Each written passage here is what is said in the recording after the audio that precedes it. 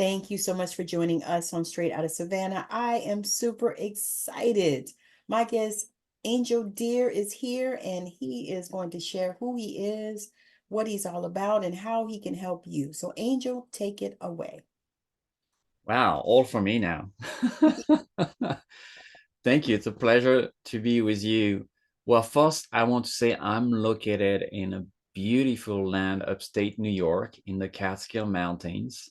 Nice. And aside from having, power cuts quite often, it's a beautiful landscape, and I live in nature on 7 acres of land. And Nice. I'm a shamanic teacher and healer. I run a big retreat center here that I opened 10 years ago now. Nice.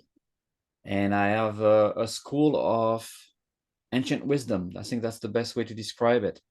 Inspired by the teaching of Andean cosmology, which are the teaching that are coming from Peru, the Andes Mountain, where my teacher is from.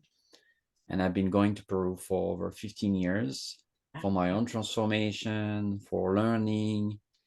And then people started asking me, can you teach? Can you share some of that? And long story short, that's how the school was born. And 10, 15 years later, that's mainly what I focus on. So nice. So now take me back to where you started. Because I mean, I'm sure you didn't come out the womb being a spiritual teacher. I mean, take me back to how that transpired. Yeah, that's an interesting question because I think every baby is a spiritual teacher. Every child is You're a right about that. is deeply connected, right? And I think my earliest uh, childhood memories are me being in nature, me being fascinated by the miracle of life, Mm, the intricacy of life, yeah. the details of a leaf in a tree, of insects, and yeah, all the microcosm that lives in the ground, in the soil, and the beauty of the landscape. And I Mhm. grew up in a mid-sized town, but my parents will bring my brother and I in nature every weekend, every holidays in the mountain, hiking and exploring, and I think I always had this eye that was curious to understand, Yes. curious to communicate with it. Yeah. So that was always there. I got lost in the process at some point because I went into a corporate career and in the business world, and wear a suit and a tie and live in buildings of concrete and very dry environment, let's say, for dry for the soul. So what brought you to the place where you realized that that corporate environment wasn't feeding your soul? Well, I was in the internet industry for my last job, I would say my last career job. Mhm. And I was doing quite well. I'd started my own startup with a friend. We raised some money. We grew it up together. And at some point, I guess, by the standard of society, we were supposed to be happy because Yes. we had the companies and we had, I think, 150 employees by that time, right? So it Yeah. was, success, You had definitely. made it, right? Yeah, we made it in some ways. Not that we were making a lot of money, I think, but we were living a good life, let's Right. say it that way. But my inner experience of joy was gone. Yeah. My inner experience of purpose was gone, of connection was gone. Yeah. And I suffered like many people that do this kind of ventures or work at, kind of high corporate level with a lot of stress, anxiety, bad sleep, and I ended up drinking and doing drugs and party and, trying to tame that pain. Yes. And I could not. I guess most people would say yes, stress is normal, right? That's the kind of life you have if you have a big job. It's the joy is in other things, and it's on the weekend and the holidays, and Yes. yeah, maybe you can love the work you do and maybe even love the company you work for, But very often, at least that's what I was starting to realize, if it's not aligned with who you are supposed to be, Yes. that's going to cost you everything. Your Yes. your health, your physical health, your mental health, your emotional health, and your Ooh. spirit, your kind of spark, right? Yes. Yes. So that was the realization at some point. I was like, oh, I've been climbing, achieving more and more.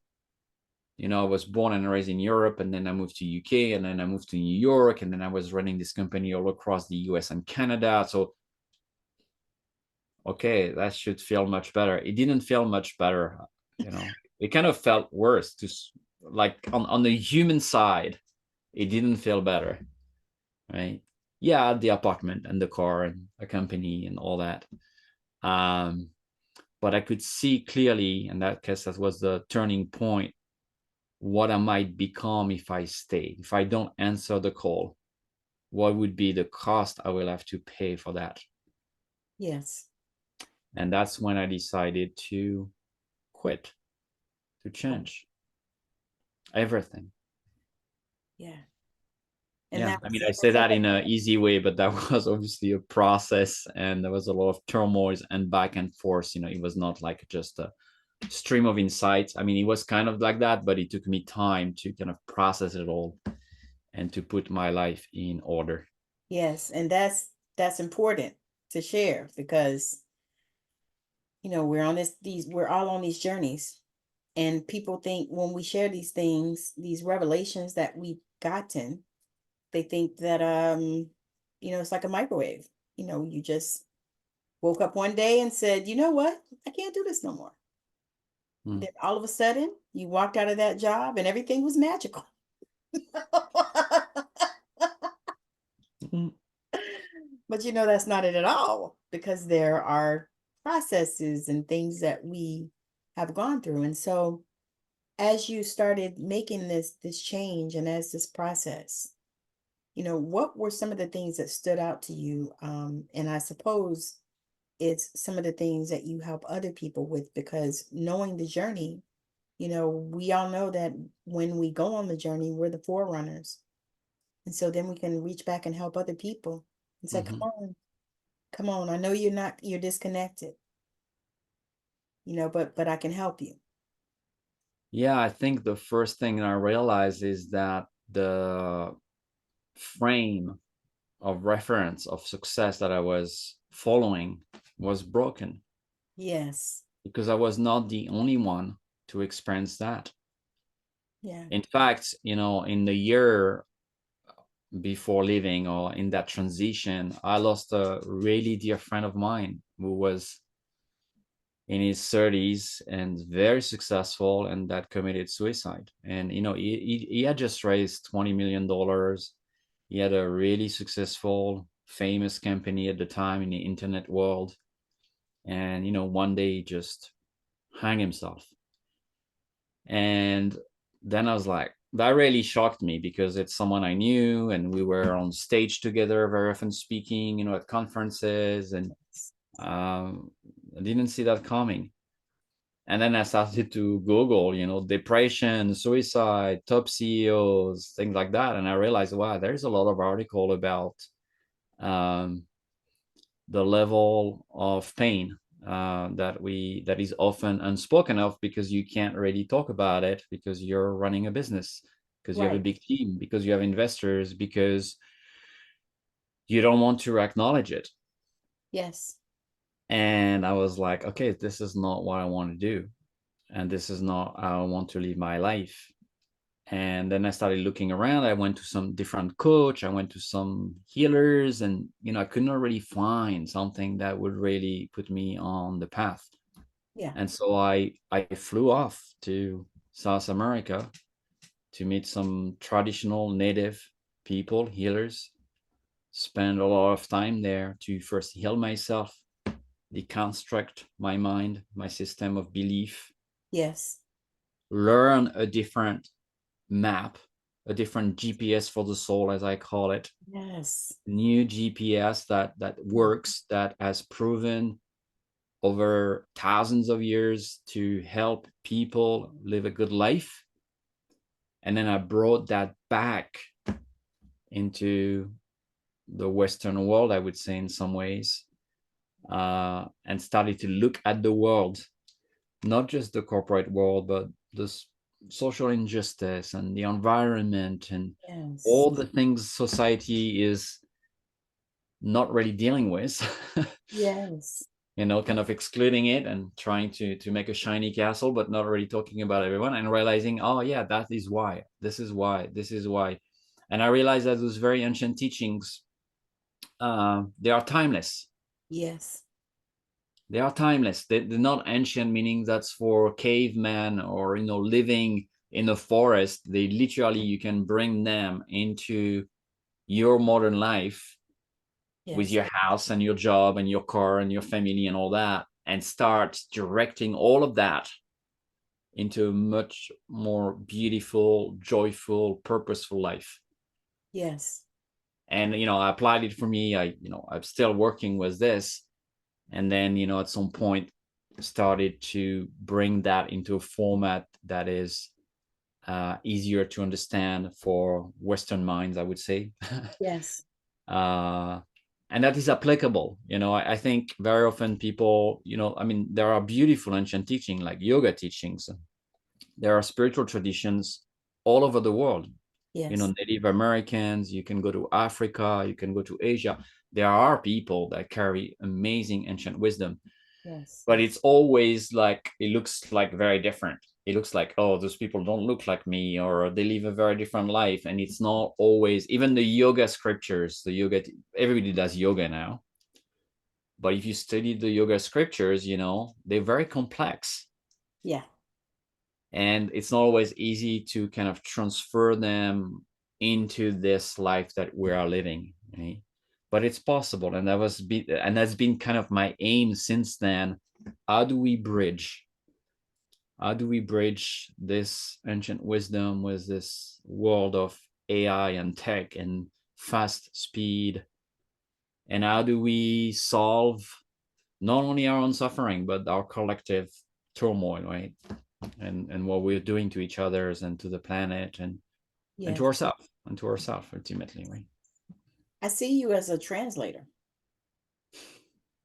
Yeah, like of sorts, like translating the mystical and the ancient wisdom into something that people here can understand.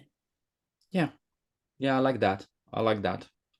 And I think there's people, that a little minority, that want to really study those teachings and understand them in their context and all of that, and that is great. But I think there is an urgent need for those teachings to infiltrate society, Yes. all level of it. Because if not, we are just going to keep repeating the mistake we made in the past. And also, we're not Or going the to vicious heal the pain, because we carry pain. A lot of things have been unacknowledged, unhealed in this country and all over the world, and it's because we carry that pain with us that is unacknowledged, that we keep repeating the same mistake. it, I always fun say, where cows are smarter, right? Because cows, they go to the electric fence, they touch it once, they'll never touch it again, right? They get electrocuted, they're like, oof, that hurts. And you see those cows in the field, they never touch the fence, right? They just know. But as humans, somehow we're going back generation after generation. We don't really trust our elders. We don't really understand what is creating pain, and we just keep repeating it. And that's, yeah, I think devastating in many ways, because of the consequence it has on us. do you see that as do you see that as a cultural thing or is it a human thing? I think, Or both?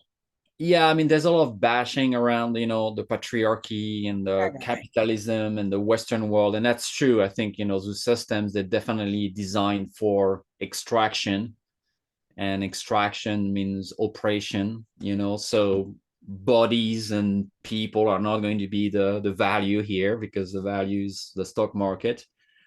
But I think there is also something in human nature, that is prevalent, because those conflict and the way we treat each other, they've been here for thousands of years, way before capitalism, way before, colonialism even, right? So that's universal. Somehow the seeds of suffering, of human suffering are universal. I mean, the Buddha was talking about it, Mm-hmm. 5,000 years ago. Right. So it's there, but the context has changed. The context has changed because we are, 7 billion now, that we're all intermixed much more because we've traveled, and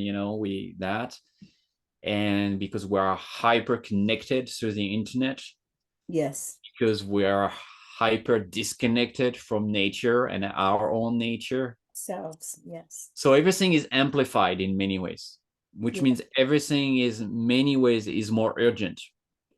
Because if like 5,000 years ago we were to consume the way we consume today, it would have had no impact on the planet because there were just so few of us.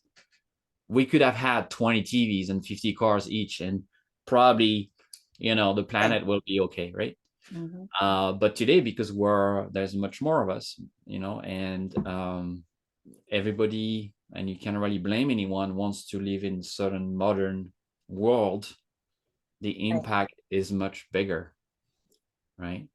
So yeah, I think capitalism, colonialism, the Western ways, in many ways, have built a system of belief that Yeah. is very individualistic and therefore doesn't really work, because we are interconnected with each other's, interconnected with the natural world, Yeah. and a very individualistic view of the world. That's the very Western mind. That's not a indigenous perspective. Yes. That's not how, if you go in a tribe, it doesn't matter if it's in the US, in the forest of Brazil, of Peru, in Africa, in Asia, in the jungle, Same. there are a set of beliefs that is very, very similar. And that's what is interesting, right? It's not about origin or culture. It Yeah. was there at some point for everyone. I just think, I think white bodies lost it longer time ago, thousands of years ago, at the Yeah. beginning of Christianity, right? Um, but we have to go back to that wisdom. It doesn't mean going back without modernity. It doesn't mean going back living in the forest, but we have to go back to ways of relating and ways of understanding ourselves and why we are here, Yes. that are timeless, that works. And I'm the living proof of it, and the people I work with are the living proof of it. But we need to bring that more into our societies, because people are in great need of it, I think. People are as disconnected as they can be, it seems like. Yeah, and I think people are scared. There's scarcity. People are worried, and so um, it's hard, for when we are scared and when we're not sure about the future and all of that, to make big changes into our lives. Yeah, I agree. Also, it's, in many ways, it is a privilege to be able to do it. Many people can't. They just don't have access to ways of doing that. And I'm also very conscious of that. So what let's talk about your school, Hmm. because I feel like that is something that is so needful right now. And I feel like, you know, because we're in this crazy world and everything is going on in it, and I don't know about you, but I know that I'm not from here. Too Hmm. chaotic. I don't like it. And so what I'm asking is what was your vision for the school in order to be able to help people, to come back to their God self, to, find consciousness? What was the overarching theme of why you created the school? I think, uh, those questions of who am I, where I'm coming from, why life, what is this life about? I think those are, those were questions from philosophers in the ancient Greece. Those were they were questions. They are the same questions of those people in the jungle in Peru. Yeah. The Yeah. difference is there they have answers, not based on a belief system or a religion or a sacred book, but based on direct experience with the non-human world. Mm, I love that. The trees, the land, the animals, the stars, the rivers, each other's, also the human world too, right? But mainly the non-human world. And once you start hearing about those teachings, that for some people might sound very bizarre that they receive the teaching from a tree, from a plant, from a star, from a river, from the jaguar. Um, Yeah. they feel like home. Yeah. Sometimes I'm thinking of a student of mine that was studying with me years ago, 4 or 5 years ago now, and I won't say her name, but this woman is not coming from that world, let's say, right? And she's a very successful businesswoman, right? She owns hotels and lands and restaurants and farms, many different kind of businesses, right? Um, she's never been confronted with this teaching. And then I met her at a retreat that I was running, and she came to me at the end, say, I want to learn this. I want to know more. And she came into one of our programs.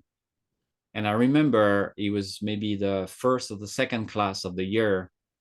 I was sharing some of the first teaching that are usually around the land and the fire and what indigenous people say about it. What we can experience if we connect, if we know how to connect to those non-human beings. Yes. And she was like, Angel, when you shared that day, it was on a Zoom call, and there was a lot of students there. I didn't really see her there. I knew she was there, but I didn't really pay attention. She said I had to turn my camera off, and I started crying and sobbing.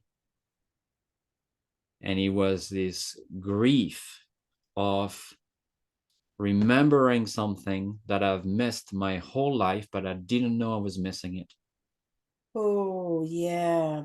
There's the grief, like I lose someone I love. Obviously, I'm going to grieve for that. But it was this deep grief of elders she never had, connections to the land she never had, and way to connect to herself that she never had. Mm. And she started crying, and she said, I felt home for the first time. I think she was like 55, right? Oh. She said, I felt home. And I think that's what I find very relevant in it, because it's not a belief. When people say, do you believe in that? I don't believe. I know. I have direct experience with it. Yes. And yes, when I teach you, it's going to be a belief. But Hmm. what I want you is to practice, to experience it, to have your direct experience. Yes. Because I'm not a priest, I'm not a guru, I'm not a messiah. I'm just a teacher What? giving you a teaching. You're Yeah, not? no, we're sitting in a circle. I'm a student like you. I'm a Right. student of those ways, right? Yes. And the way you would experience it and me would be different. And it's Yes. not one way is better, right? But Yes.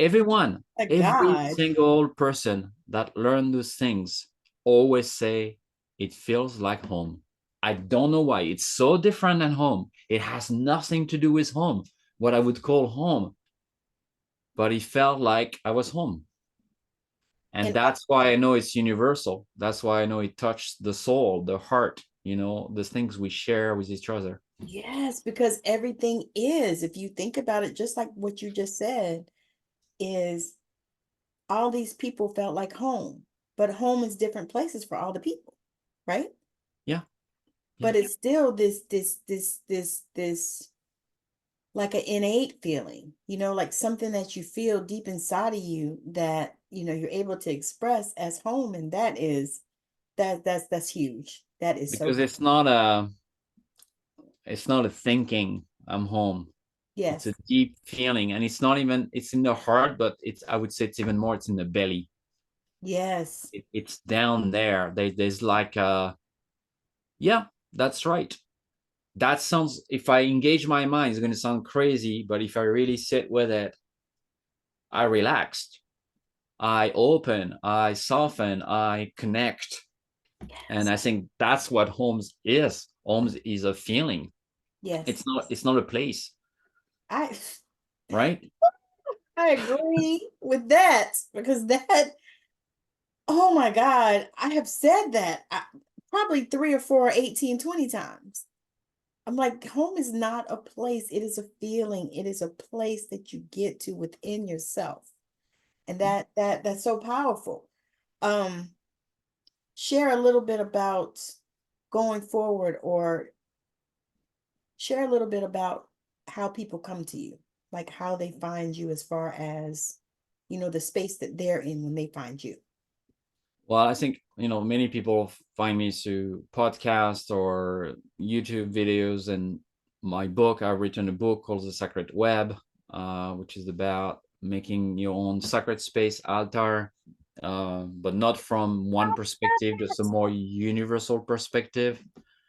And then now word of mouth because of the school, and it's been so many years we've been doing it.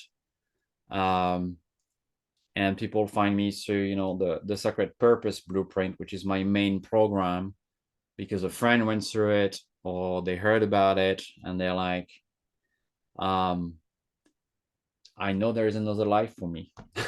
Isn't that beautiful? I just know there is potential. I just don't know how to tap into it.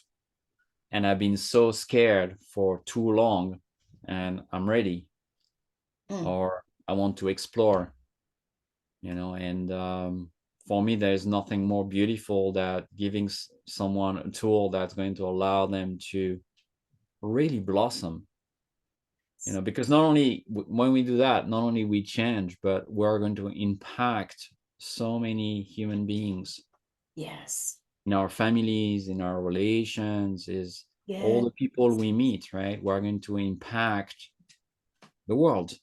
Yes. So it's not it can sound very selfish sometimes. Oh, I just want to find my purpose and be aligned with my life, but in fact it has nothing to do with selfishness. It can look like it at the beginning, but it's very selfless, Yeah. because it's for our children. It's for my daughter. It's for the world that is to come, the Yeah. world that is birthing, right? And that we, like you said, we want it to feel like home too. Yes. Right. That is that's powerful medicine. Yeah. And the fact that you're able to give it, because I know for me, I feel like sometimes I feel like things are bursting out of me, and I just want to give it. I just want to give it, Mm. and it just feels so aligned when I look at how your school has come about and how the transformation that you made and the transformation that you're making, helping other people to make. It just feels like one of those things that feels like it's your destiny. Yeah, it's the path, right? And it's also the meaning of life. The meaning of life is to discover why we're here. What are the gifts? We all born with gift. We come full. The Western world, we're told we come empty, and then we have to go to schools and Fill universities, up. and this is what's going to make you. This is who you're going to be, right? But from a more ancient perspective, we come full. We're full. We're complete. Yes. And that's a much more beautiful idea. I think the idea that we come empty is quite dangerous, because then obviously you lose your power, you think you're not enough, and then every kind of ideas can come into you, and then competition, and then fear of the others. I mean, that's the way it comes in. If you come full, if you come complete, with a life to experience, with gift to be given, with things to grow, it's a very different experience of relation Mm-hmm. and of unfoldment into this life than oh my God, I need to go to school for 20 years. And, you know, I have a PhD. I went to school for a long time. I went to university. And I'm not saying you should not do that. I think you can go in parallel with it. The Right. question is, it's not the money. It's not like, I always tell people, you know, money, I don't believe money is the root of all evil. The question is, it's going to amplify who you are. Yes. If you're insecure, that's You're going gonna to be be used insecure with for money. that. If you're greedy, if you're hateful, if you're violent, I mean, whatever you are, and then you're given the power of money, yeah, that's going to amplify it. If you're the president of a country and you're hateful, that's going to impact millions, right? Yes, yes, Um, so it's more about finding, okay, I have this gift, I have those resources. Some people have beautiful voice. Some people are mathematician and they can see science and can yeah, solve, you know, big things. And how do we serve them to the world as medicine, yeah. as creating more life, as creating more connection instead of poison, instead Mm, of greed, instead of separation, right? And we all have to be, that includes me, very careful about how that unfold, because we carry so much of those programs, all of us. You know, you asked me earlier about those seeds of humanity. We all carry hate, we all carry fear, we all carry violence, yes, you know, and we have to cultivate this garden of love, this yes, garden of connection. And sometimes weeds are going to come up, yeah, and we're going to say something we regret. We're going to, you know, have a behavior we regret, right? But then we course correct, then we have tools to return, you know. So we keep remembering ourselves, basically. that's so powerful because that is exactly what I was hearing like all week. Remember who you are, remember who you are. And it's something that I think that so many of us don't even consider. We're just not in that space where we're looking at that. And I think too, so much of how we as a society and as a culture, where we're going, I'm pleased with how the kids that are coming up now are coming, because they're coming through and they're not, money motivated like a lot of, us were. And just like you said, nothing wrong with money. I love money, money loves me, all that, But the thing of it is where is their heart? Mm, And why, and I actually talked to my own children about that because they're in their 30s. And I said, you have to consider if this work that you're doing is worthy of you. mm. Where is your heart? And so that's something that I see so much. But I can see now through these younger kids, especially not the millennials, the ones behind them, whatever they are, Gen Z or something.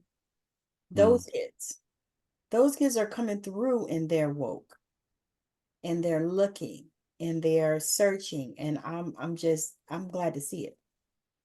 Yeah, I mean, there is a huge cost to sacrifice the heart, Yes. to sacrifice our purpose, Mm-hmm. to not changing, Yes.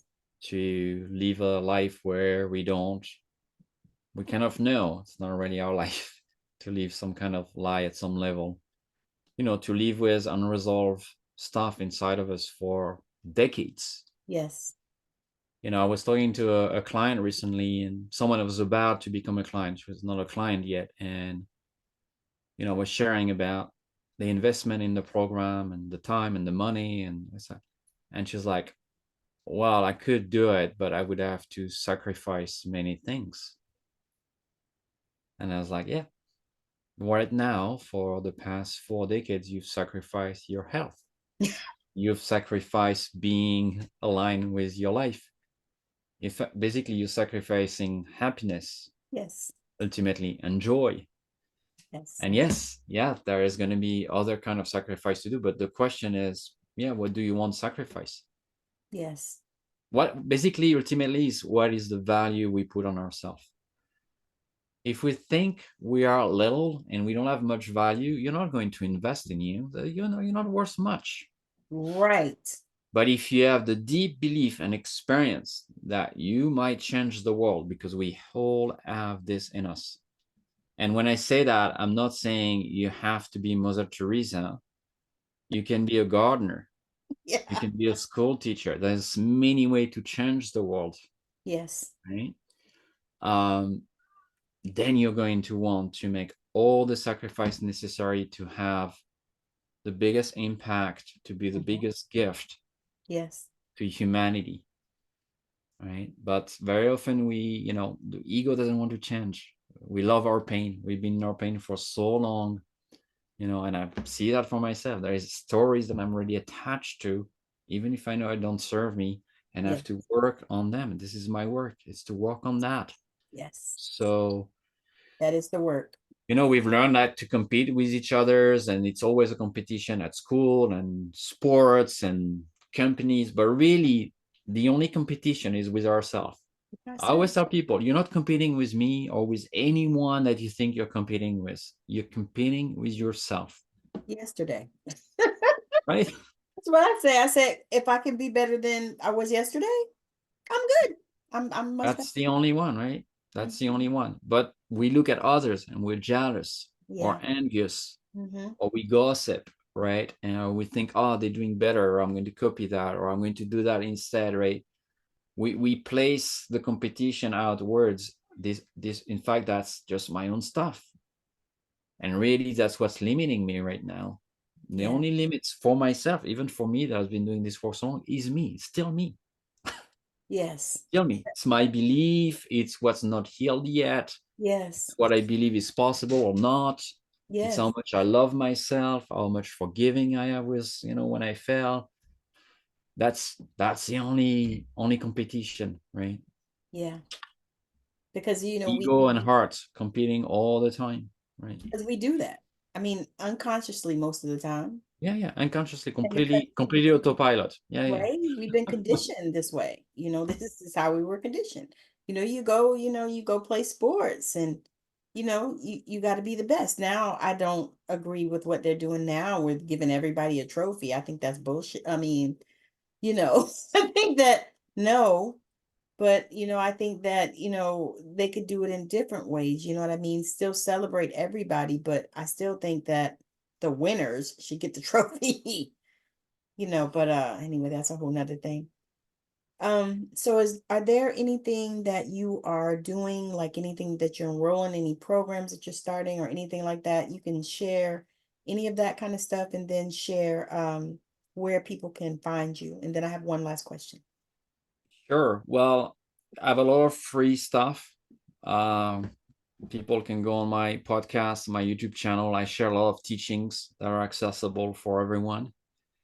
Then I've, kind of entry program on-demand courses about exploring what we were talking about Yes. that are quite affordable. And then I have my more master programs like the Sacred Purpose Blueprint for people that feel ready to step into this kind of life. Are Yes. like, okay, my program is 12 weeks, it's 3 months, but in 3 months from now, I want life to look very different, radically different. Yes. And if you rate yourself, I always ask people, where are you in your life? 1 is I'm not at all where I'm supposed to be and my life is horrible. And 10, I'm completely aligned. If you're not a 7 and 8 every day, then you need to do something about it. If you feel you're always at 4 or 5, let's get you to 10. Let's get you to 9, right? And yeah, that's the sacred purpose. Is the idea is to bring people into that prayer, into that perspective of themselves, and into that life, into manifesting that, because then the world is changing.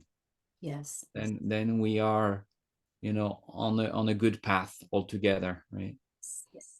And we need that. We all need to do that. Yes, we do. you That is know a necessary thing. Okay, so the last question that I have before we land this plane, I ask all my guests this question because it just popped out of my head one day. But if there was anything in the world that you could change, what would that be and why?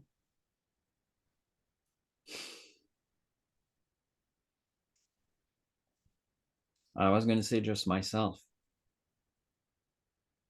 Keep changing myself, and all the place that I struggle to change that. Yeah, that's because that's the only work really we have to do.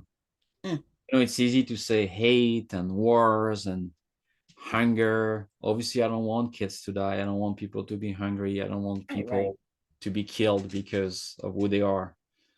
Um, but all that is not, this is the consequence of our inner misalignment. Yes, The world, it don't happen out of a vacuum. yes, Right? Slavery didn't happen out of a vacuum. right. Colonialism didn't happen out of a vacuum. Right. Extraction of Earth's resources to a point where it's unsustainable doesn't happen out of a vacuum. Exactly. It's all coming from this misalignment. Yes. And so if I could touch everyone just with a magic stick and we all come into full alignment with our true self, well, that would be a miracle, but I can't do Yeah. that. So I'm going to start with me first. I was gonna say that would be phenomenal. Can I have that? Bing! You're aligned. Yeah. Yes. Yeah. The magic stick. Yes, we're gonna do that. We're gonna just create that thing and have a magic stick and just Hmm. and do it energetically so we can do it to everybody all over the world, right? Yeah, we can do some magic. Magic exists, and I've experienced it. But yeah, I think on this big question, let's be just humble and say, okay, let's start with myself every morning when I wake up Yeah, to set a good intention to be grateful for the day. Sometimes things are quite simple in yeah, some ways, right? I agree. God, this has been a phenomenal. I have enjoyed this time with you. I could probably talk to you another hour. Me too. It was lovely. It was. We had such a great time and so many different things that came out, and I know that, you are what is needed in this planet. You and in addition to so many others, but you're what's needed in this planet because what I hear you saying is that you help people come back to themselves. Because what I've seen is that most people are disconnected from them, and I know that in my work, that's usually the first thing I have to work with is to bring people back to themselves, to be able to feel and to be able to hear and to be able to know and all of those things and all of these gifts that we all have inside of us. But it's like they're so disconnected because they're, over here looking at, the news and over here looking at what's going on in the war and what's going on with Israel and Palestine and Mhm. Ukraine and Africa and Sudan and Haiti and all these other things. You know what I mean? They're not connected to their own self, to their God Mhm. self. And so I'm so appreciative of this work that you're doing in that because I know that it's going to help to change the planet. We all matter. We all are important. Yes, we are. And that comes with great responsibility. Yes, absolutely. You know. All right, so I thank y'all for joining us on Straight Out of Savannah. My guest Angel has been here and he has just delivered in a most amazing way. So I'm sure that he has some things that you can use because I'm telling you, look over his stuff. You'll see his details in the show notes. But, he's just an amazing human and I love the work that he's doing. And if you can be a part of it, be a part of it. Also, he has a podcast that you can hear as well, and all those things will be in the notes. So make sure you go over there and check him out. But we thank you for joining us on Straight Out of Savannah today. Thank you so much. Uh, You've just finished watching Angel Deer join me on Straight Out of Savannah, and he talked all about his amazing school and how he really helps people to transform and he helps people to connect to their God self, which is so important to me and is really so aligned with my goal and what I do. And so I love the way that he talked about how he was able to transform from being a business owner and it sounds like he had a really good successful business and everything into consciousness and how he really he was being pulled and drawn into that space. So I'm super excited to bring these type of interviews. If you are a spiritual entrepreneur, please reach out to me and let's connect and get you on my virtual couch. And I'm super excited. And so, also, if you are looking for phone sessions, I've just started doing phone sessions. They're 30-minute sessions on the phone where we can talk about whatever you need to talk about, do a healing, I pray, all of those things. Messages from your guides could come through, sometimes messages from heaven, but it's a 30-minute phone session. We do it, it's $55. I'm super excited to present that because I haven't done that before, but it's something that I heard the need for. I heard some of my clients talking to me and they don't want to do Zoom or whatever. And so this is a way for us to connect by phone and super reasonable. So if that's something that you're interested in, make sure that you reach out to me wherever you are watching this. And thank you so much for watching wherever you are. Make sure that you like, share, and subscribe. And make sure that you let other people know that we are here and we are interviewing spiritual entrepreneurs. So if that is you and you want to get your message out, join me. Thank you so much. Have a wonderful rest of your day. Bye now.